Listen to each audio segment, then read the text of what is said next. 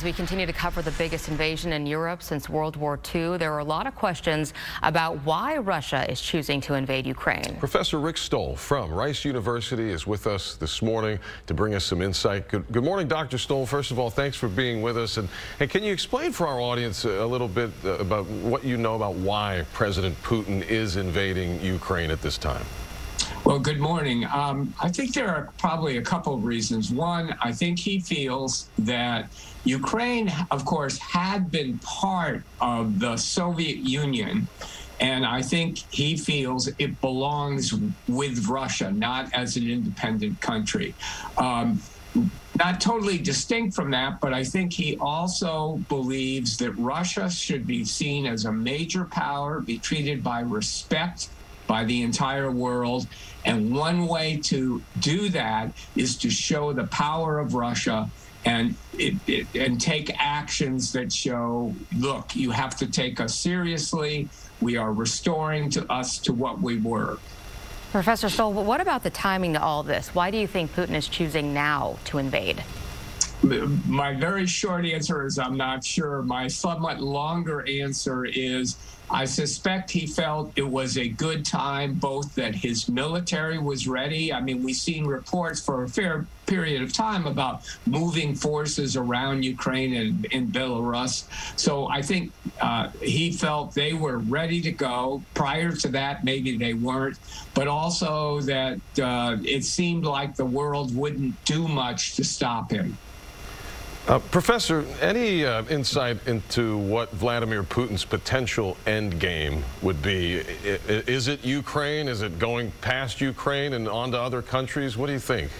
I'm not sure that he wants to, if he had his way, control even more territory.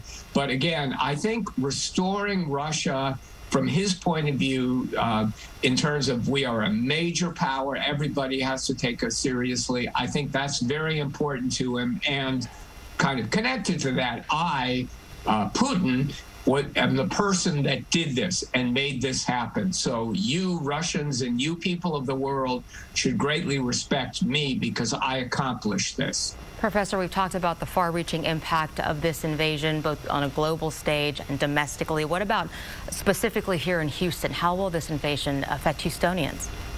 Well, if we assume, and I think we should, that the sanctions are going to ramp up, that more things will be taken into account.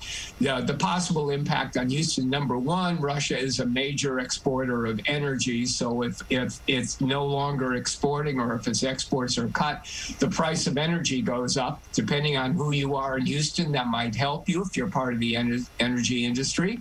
If you simply buy oil or whatever, then you're going to be hurt.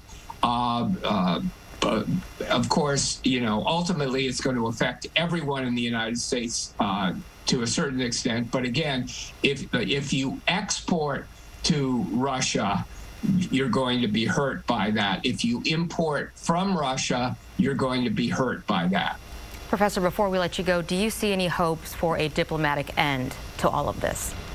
I don't rule that out, but a diplomatic end one end could be Ukraine is restored to being an independent country, but unfortunately another end could be that the West just finally accepts that Ukraine is now part of Russia.